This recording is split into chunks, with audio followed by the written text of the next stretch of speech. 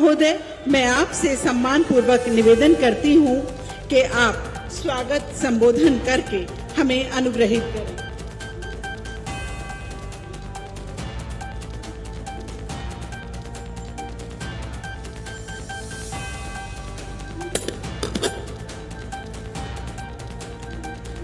जय श्री राम। मंच पर आसीन माननीय हमारे आदरणीय परम आदरणीय मुख्यमंत्री जी और सभी सम्मानित मंच, माननीय मुख्यमंत्री जी के यशस्वी नेतृत्व में उत्तर प्रदेश ने विकास की नई ऊंचाइयों को छुआ है। यह हमारे लिए अत्यंत गौरव का विषय है कि सभी क्षेत्रों में जो उन्नति हुई है, चाहे वो सड़क हो, बिजली हो या कानून व्यवस्था, हर क्षेत्र में अभूतपूर्व सुधार हुआ है। माननीय, आज आपके कर कमलों से प्रदेश की पहली इंटीग्रेटेड टाउनशिप का भूमि पूजन हो रहा है। ये टाउनशिप हमारे मेरठ को नई विकास की गति देगा और इसे एक आधुनिक शहर बनाने में, विकसित करने में सहायक होगा। माननीय, पिछली बार जब मुझे आपकी उपस्थिति में बोलने का मौका मिला था तो मैंने अपने शहर की कुछ समस्याएं आपके सामने रखी थी, पर आज समस्याएं सामने नहीं रखूंगा। आज मैं विकास के लिए कुछ बातें करूंगा। हमारी भारतीय परंपरा में अपने अभिभावकों यानी गार्जियंस और संतों से आशीर्वाद लेने का एक हमारी परंपरा रही है। उसी परंपरा का पालन करते हुए आप हमारे अभिभावक हैं, हमारे संत भी हैं, गार्जियन भी हैं, तो इसलिए मैं आज आपसे आशीर्वाद ले रहा हूं इस क्षेत्र के विकास के लिए। पहला आशीर्वाद मुझे चाहिए, मेरठ की connectivity rapid rail, express way और मेट्रो रेल से इतनी ज्यादा बढ़ गई है, अच्छी हो गई है।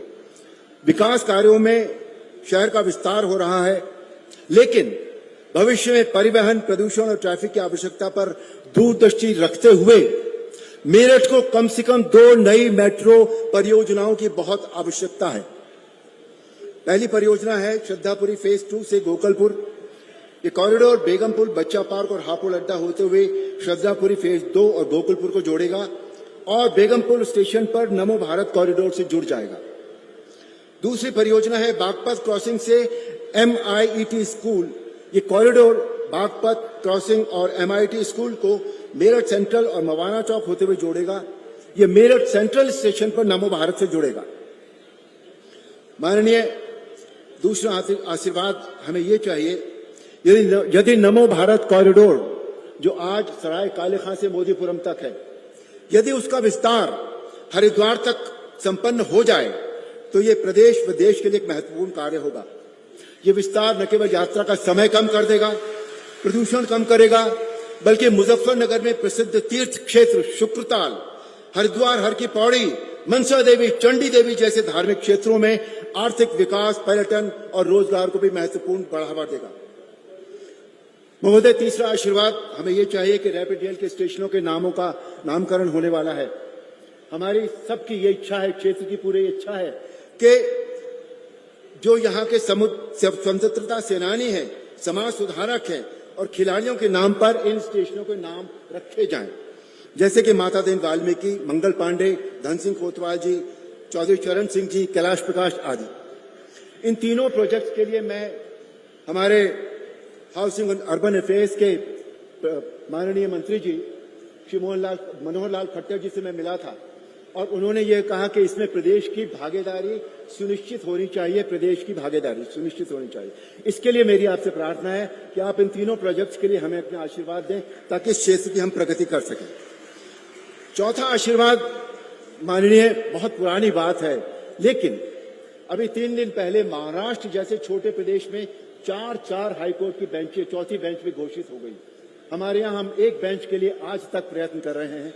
हमें आपका नेतृत्व चाहिए, आपका आशीर्वाद चाहिए और आपकी कृपा चाहिए इसके लिए। और last but not the least, Meerut में गौवंश के लिए एक आधुनिक काउ सेंचुरी हमें चाहिए, जिसे एक ही स्थान पर गौवंशों के रहने के लिए, इलाज के लिए डॉक्टर आदि की व्यवस्था हो, देखभाल करने वाले डॉक्टर और सारा स्टाफ, उसके निवास स्थान भी उसी सेंचुरी में होने चाहिए, जिससे गौवंशों की संपूर्ण देखभाल हो सके। माननीय, आज के लिए बस इतना ही। जय भारत, जय उत्तर प्रदेश, जय श्री राम।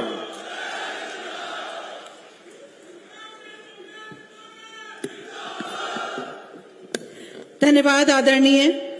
माननीय मुख्यमंत्री जी के नेतृत्व में मेरठ के विकास की गति में निरंतर वृद्धि हो रही है और इस उन्नति को गति प्रदान करने वाले माननीय ऊर्जा राज्य मंत्री डॉक्टर सोमेंद्र तोमर जी यहाँ विराजमान हैं। बहुत ही सम्मान के साथ महोदय आपको उद्बोधन के लिए आमंत्रित करती हूँ।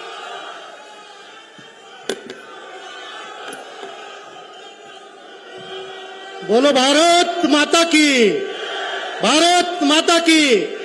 देखिए, यह मेरठ की क्रांतिकारी भूमि है और जो पूज्य योगी आदित्यनाथ जी के आशीर्वाद से खेल नगरी के रूप में भी स्थापित हुई है और महाराज जी का आशीर्वाद 2017 के बाद लगातार मेरठ को मिल रहा है। तो महाराज जी यहाँ पर आए हैं, एक बार खड़े होकर जोरदार तालियों के साथ बोलो योगी आदित्यनाथ, योगी आदित्यनाथ। मैं पूज्य योगी आदित्यनाथ जी का, परम पूज्य मुख्यमंत्री जी, मेरठ की इस क्रांतिकारी भूमि पर जो आपके आशीर्वाद से यहां पर खेल विश्वविद्यालय का क्योंकि निर्माण और खेल विश्वविद्यालय पूरा होने वाला है और पश्चिम के खिलाड़ियों को एक संजीवनी का काम करेगा, ये आशीर्वाद मिला तो पूज्य योगी आदित्यनाथ जी का यहां पर मिला। सभी सम्मानित मंच, मैं आज के इस शुभ अवसर पर जब देव महादेव के पवित्र महाश्रावण में आज क्योंकि पवित्र दिन सोमवार भी है, तो ऐसे में पूज्य योगी आदित्यनाथ जी ने इस टाउनशिप का शिलान्यास किया है। और जहां ऐसे तपस्वी यशस्वी मुख्यमंत्री जी के आशीर्वाद से शिलान्यास हो, तो आप जानते हैं कि इस टाउनशिप के बारे में जो चर्चाएं हैं कि ये टाउनशिप मेरठ के विकास के नए द्वार खोलेगी। यहां पर इंडस्ट्रियल, रेजिडेंशियल और कॉमर्शियल सभी सुविधाओं के साथ जो ये टाउनशिप शुरू की गई है। माननीय मुख्यमंत्री जी, आपने लगातार 2017 के बाद हम लोगों ने जो भी निवेदन आपसे किया, हम लोगों ने खेल विश्वविद्यालय की मांग की तो आपने खेल विश्वविद्यालय दिया, हम लोगों ने इनर रिंग रोड के लिए कहा तो आपने उस पर भी अपने प्रस्ताव पर उसे प्रायोरिटी पर रखा। ये टाउनशिप एक नए मेरठ को निर्माण करने में एक महत्वपूर्ण भूमिका निभाएगी। महाराज जी, आपका आशीर्वाद लगातार मेरठ को मिल रहा है, नहीं तो ये वही मेरठ है जो पूर्ववर्ती सरकारों ने क्राइम कैपिटल के रूप में स्थापित कर दिया था। लेकिन आज यहां का नौजवान आज रोजगार के अवसर देखता है। यहां पर आज मेरठ तेजी के साथ आगे बढ़ रहा है। मैं तो महाराज जी यही आपसे आग्रह करूंगा कि जिस तरह का आशीर्वाद आपका इस तरह से मिलता रहा है, भविष्य में भी मेरठ को प्रायोरिटी पर रखकर, क्योंकि आपका आशीर्वाद हमेशा मिलता है। मैंने चुनाव से पहले आपसे इंटर कॉलेज के लिए कहा तो आपने वो भी मुझे दिया, डिग्री कॉलेज के लिए कहा तो डिग्री कॉलेज भी आपने दिया। महाराज जी, आपका आशीर्वाद इसी तरह से बनना रहे। मैं आपका हृदय की गहराइयों से मेरठ दक्षिण विधानसभा में और मेरठ की इस क्रांतिकारी भूमि में आपका स्वागत करता हूं। जय हिंद, जय भारत, ओम जय श्री राम।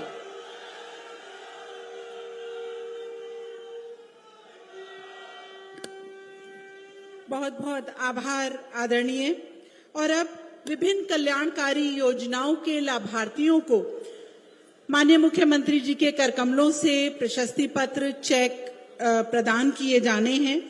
मैं यहाँ पर सर्वप्रथम मुख्यमंत्री आवास योजना के अंतर्गत जो लोन प्रदान किया गया 1,20,000 का 24-25 में, तो उसके गृह प्रवेश की चाबी प्राप्त करने के लिए बुला रही हूं सुश्री सोनी को। सुश्री सोनी आए और प्राप्त करें अपने सपनों के घरों की चाबी।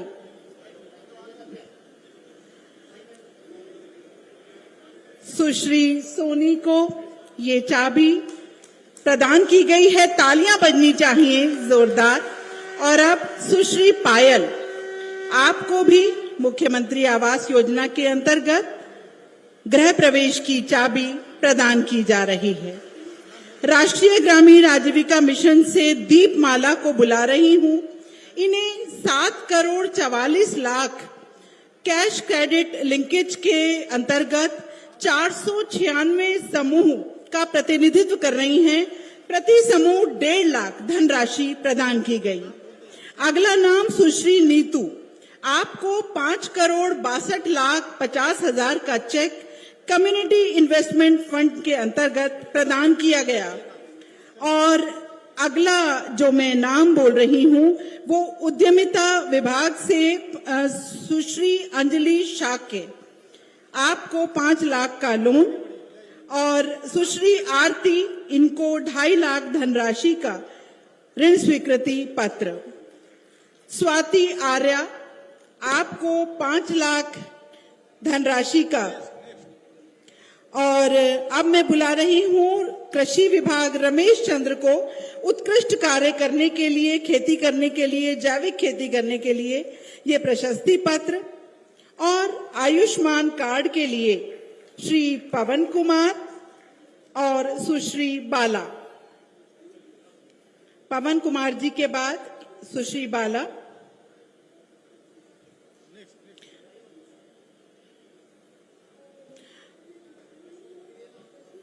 और इसके पश्चात माननीय मुख्यमंत्री जी द्वारा बटन दबाकर न्यू टाउनशिप परियोजना का अनावरण किया जाना है। आप सभी देखिए, मंच के दाहिनी ओर अनावरण किया जा रहा है न्यू टाउनशिप योजना का। 2517 करोड़ लागत और 295 हेक्टेयर में विस्तारित यह योजना का अनावरण किया गया है। बहुत ही खुशी का पल हम सभी के लिए। बहुत बहुत बधाई। हमारा उत्तर प्रदेश अपनी सभी लोक कल्याणकारी योजनाओं का क्रियान्वयन पारदर्शिता के साथ कर रहा है। निष्पक्ष विकास नीतियों का जयनाद विश्व पटल पर भी गुंजायमान है। सर्वे भवन्तु सुखिने की नीति सार्थक होकर सामान्य जनजीवन को प्रकाशित कर रही है।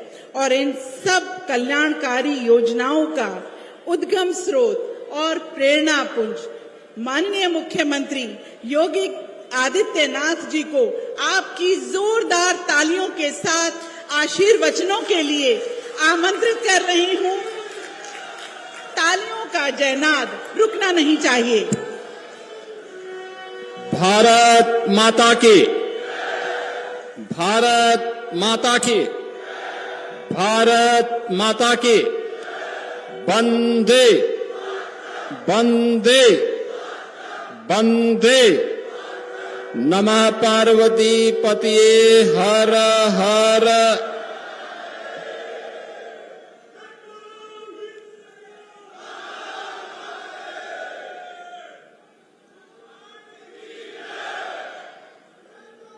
मेरठ के अंदर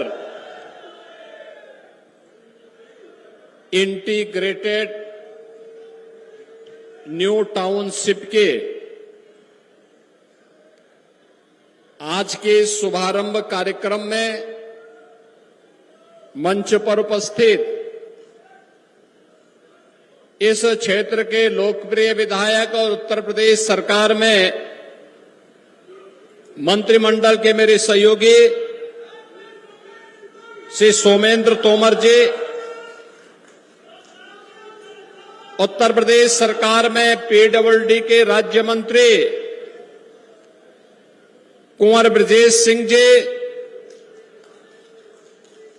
लोकप्रिय सांसद श्री अरुण गोविल जी, राज्यसभा के माननीय सांसद डॉक्टर लक्ष्मीकांत वाजपेयी जी, माननीय सांसद श्री राजकुमार सांगवान जी, आज के इस कार्यक्रम में उपस्थित जिला पंचायत अध्यक्ष श्री गौरव चौधरी जी, महापौर हरिकांत अहलुवालिया जी, भारतीय जनता पार्टी के क्षेत्रीय अध्यक्ष श्री सत्येंद्र सिसोदिया जी, विधान परिषद के सदस्य श्री अश्वनी त्यागी जी, श्री चंद शर्मा जी, धर्मेंद्र भारद्वाज जी, माननीय विधायक अमित अग्रवाल जी, माननीय विधायक गुलाम मोहम्मद जी, जिला अध्यक्ष शिव कुमार राणा जी, महानगर अध्यक्ष विवेक रस्तोगी जी, आज के इस कार्यक्रम में उपस्थित इस क्षेत्र के सभी सम्मानित नागरिकों, बहनों और भाइयों,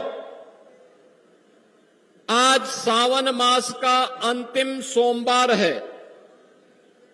बाबा ओगढ़नाथ के श्री चरणों में नमन करते हुए इस न्यू इंटीग्रेटेड टाउनशिप स्कीम के लिए मैं आप सबको हृदय से बधाई देता हूं। बहनों और भाइयों, प्रदेश के अंदर आदरणीय प्रधानमंत्री जी के विजन के अनुरूप इंटीग्रेटेड टाउनशिप स्कीम को आगे बढ़ाने के क्रम में एनसीआर की ये दूसरी ऐसी परियोजना है जिसे आज यहां पर शुरू किया जा रहा है। याद रखना, जब भारतीय देश के यशस्वी प्रधानमंत्री जी ने देश की अर्थव्यवस्था को $5 ट्रिलियन की इकोनॉमी बनाने का लक्ष्य निर्धारित किया था, तो उस समय उत्तर प्रदेश को हम लोगों ने $1 ट्रिलियन की इकोनॉमी बनाने का एक लक्ष्य रखा। $1 ट्रिलियन की इकोनॉमी के लिए आवश्यक था कि हम अर्थव्यवस्था को गति प्रदान करने के लिए किए जाने वाले प्रयासों को एक नई गति दें, और अर्बनाइजेशन उसका एक नया माध्यम था। ये नया माध्यम को आगे बढ़ाने के लिए ही हमारी सरकार ने प्रदेश के सभी म्युनिसिपल कॉरपोरेशन, जितने भी अर्बन बॉडीज थी, डेवलपमेंट अथॉरिटीज थी, इंडस्ट्रियल अथॉरिटी थी, इन सबको इस बात के लिए धनराशि उपलब्ध करवाई कि वे अपने अपने यहां एक नई टाउनशिप स्कीम को लागू आगे करें।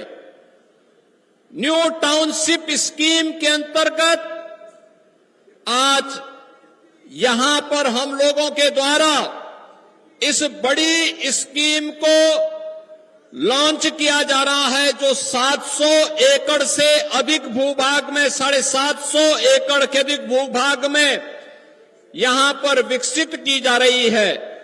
और याद रखना, ये इंटीग्रेटेड टाउनशिप की स्कीम है। इसमें आवासीय भी होंगे, इसमें औद्योगिक भी होगा, इसमें कॉमर्शियल भी होगा। एक नया मेरठ आपको यहां पर देखने को मिलेगा। सही, सस्ता और टिकाऊ मकान की सुविधा इस टाउनशिप स्कीम के माध्यम से एनसीआर के नागरिकों को यहां मेरठ के अंदर प्राप्त होगा। आपने लोकेशन देखा होगा, रैपिड रेल से सटी हुई ये जमीन। आज मेरठ, याद करिए, ये वही मेरठ था जिसकी पहचान कभी सोतीगंज के चोरी के बाजार से होती थी। ये वही मेरठ है, लेकिन आज सोतीगंज अपने आकाओं के साथ ही सोता हुआ चला गया। आज सोतीगंज समाप्त, अब मेरठ की पहचान हो रही है 12 लेन के एक्सप्रेस हाईवे के साथ। आज मेरठ की पहचान हो रही है रैपिड रेल के साथ। देश की पहली रैपिड रेल है, और रैपिड रेल को हम मेट्रो के साथ भी मेरठ के अंदर जोड़ने जा रहे हैं। प्रदेश की पहली स्पोर्ट्स यूनिवर्सिटी मेजर ध्यानचंद के नाम पर इसी मेरठ में स्थापित हो रही है। अब सोतीगंज बीते दिनों की बात हुई, अब तो मेरठ की पहचान बन रही है वन डिस्ट्रिक्ट वन प्रोडक्ट में स्पोर्ट्स आइटम के लिए। देश और दुनिया के अंदर कोई भी खिलाड़ी जब खेलता है तो स्पोर्ट्स का जो भी आइटम उसके पास होगा, वह कहीं ना कहीं से मेरठ से जरूर बनी होगी, मेरठ का उसके साथ जुड़ाव जरूर होगा।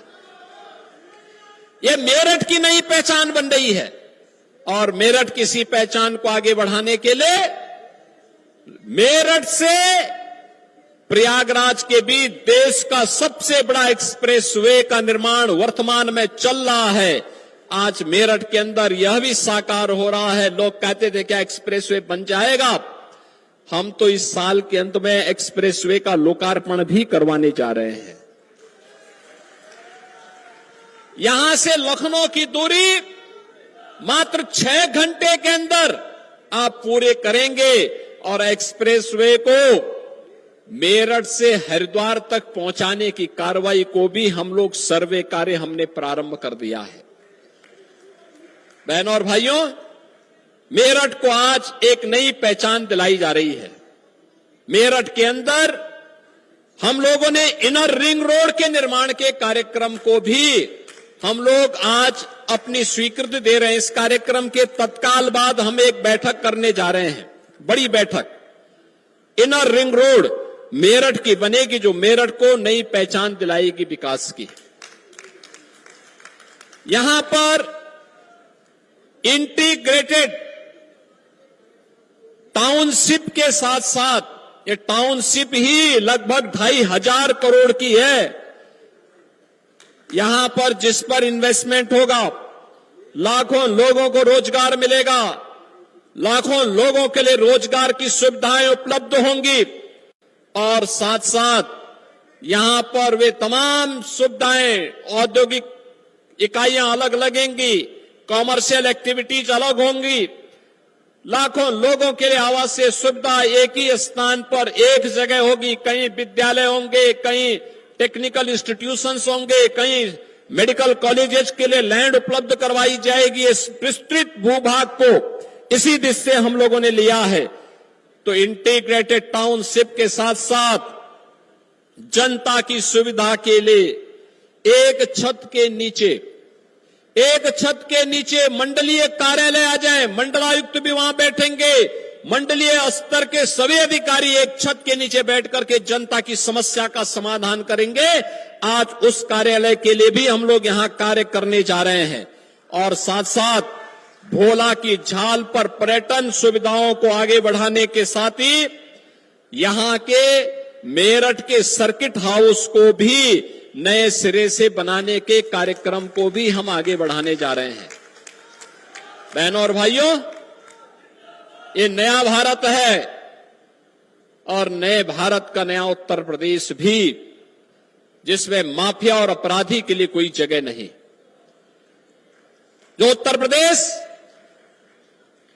आज अपनी विरासत और विकास की यात्रा के लिए जाना जाता है, ये मेरठ है, क्रांति की धरा है। बाबा ओगड़नाथ की कृपा से 1857 में देश की आजादी का प्रथम बिगुल यहां पर फूंकने का काम धन सिंह कोतवाल जी के नेतृत्व में इसी धरा ने प्रारंभ किया था। याद करिए यहां के क्रांतिकारियों के बलिदान को। जो लोग जाति के नाम पर बांट करके सामाजिक ताने बाने को छिन्न भिन्न कर रहे हैं, ये सब समाज के दुश्मन हैं। ये लोग दीमक की तरह समाज को खोखला कर रहे हैं। इनसे सावधान रहने की आवश्यकता है।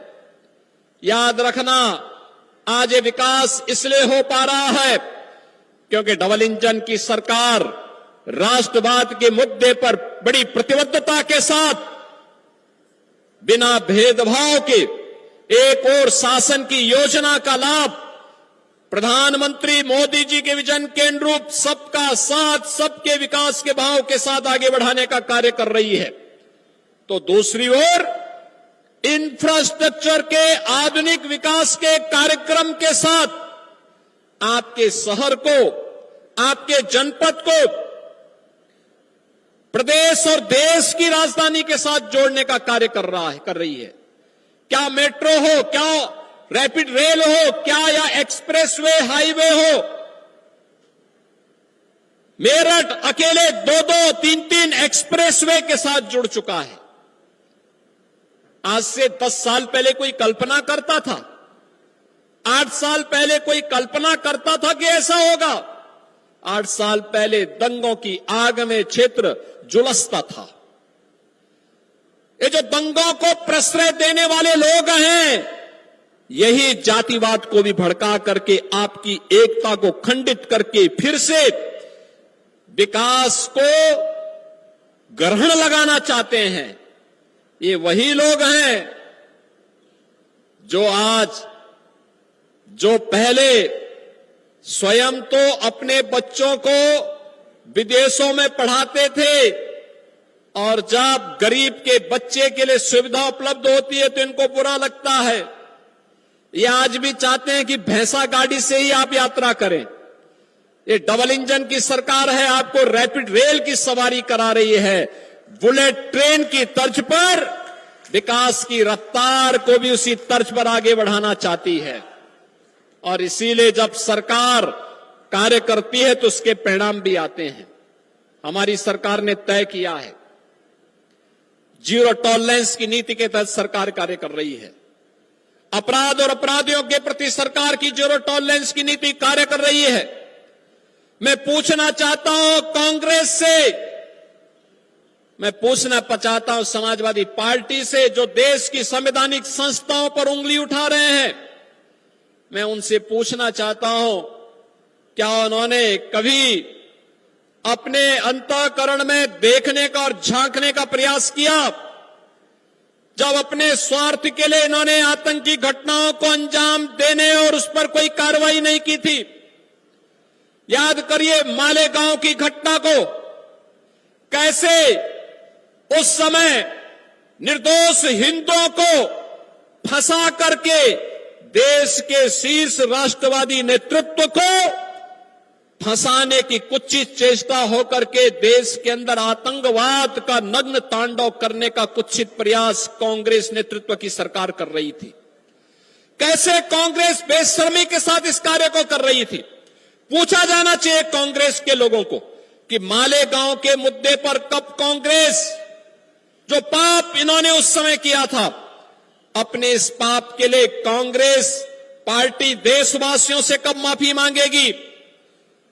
कब वह एक और संवैधानिक संस्थाओं को गड्ढे में खड़ा करने का प्रयास करती है और दूसरी तरफ आतंकवाद के प्रति पूरी सॉफ्ट कॉर्नर रख करके उनके बचाव के लिए अनेक रणनीति तैयार करती है, और तीसरी ओर समाज को जाति के नाम पर, क्षेत्र के नाम पर और भाषा के नाम पर बांटने की भी बेशर्मी कर रही है। बहनों और भाइयों, हम सबको इस बारे में ध्यान रखना होगा। जिन कारणों से इस देश के बलिदानियों को अपनी शहादत देनी पड़ी थी, उन महान क्रांतिकारियों की क्रांति धरा है मेरठ, उनका बलिदान व्यर्थ नहीं जाना चाहिए। उन्होंने देश की स्वाधीनता के लिए अपना बलिदान दिया था। उन्होंने अपने आप को बलिदान इसलिए नहीं किया था कि देश को आजादी मिले, और आजादी के बाद हम जातीय सेनाएं खड़ी करके आपस में ही लड़ भिड़ करके फिर से देश को गुलामी की तरफ धकेले, दंगों की आग में झोंके, सोतीगंज जैसे चोर के बाजार को फिर से पनपाने का काम करें।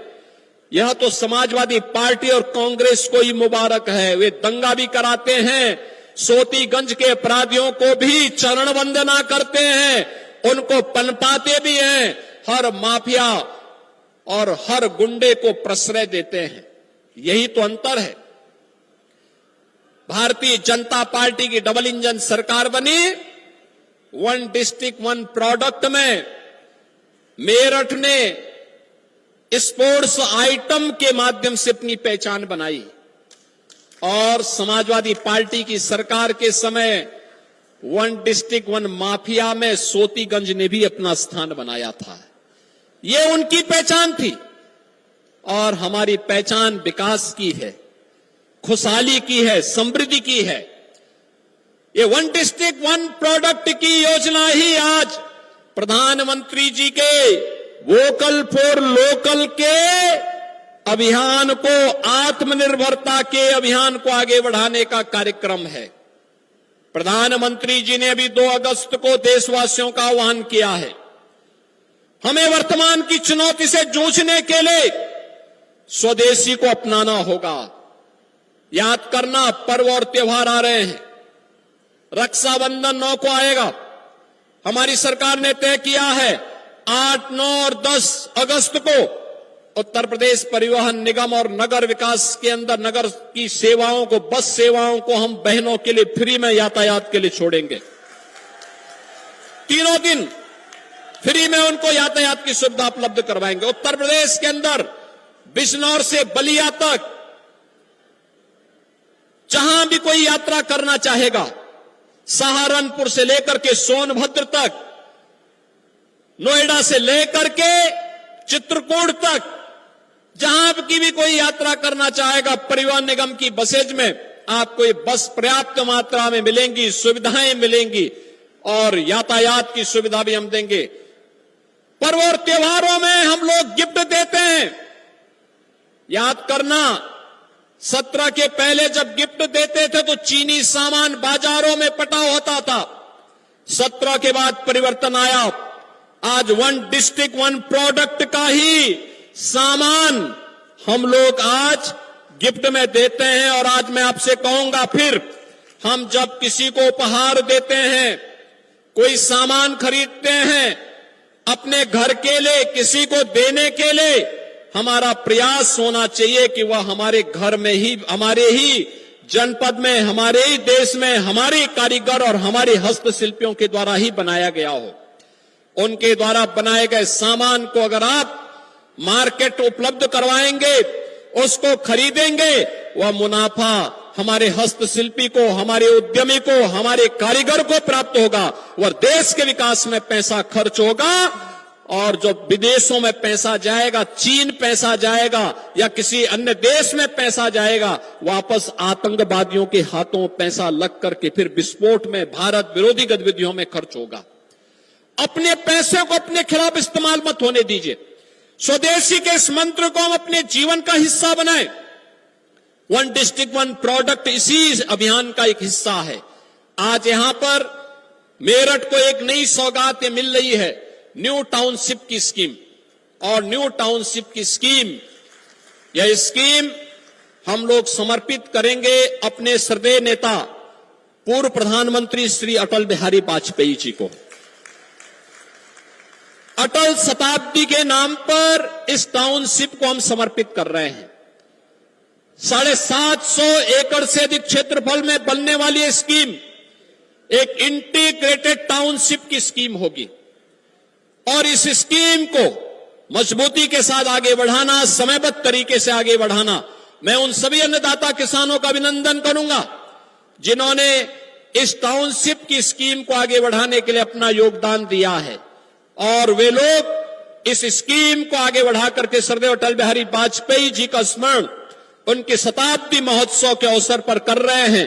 आज के इस अवसर पर एक बार फिर से आप सबको रक्षाबंधन, श्री कृष्ण जन्माष्टमी के साथ ही देश की आजादी के पर्व, देश के स्वाधीनता दिवस की हृदय से बधाई और मंगलमय शुभकामनाएं आप सबके प्रति व्यक्त करते हुए मैं अपनी वाणी को विराम देता हूं। धन्यवाद। जय हिंद।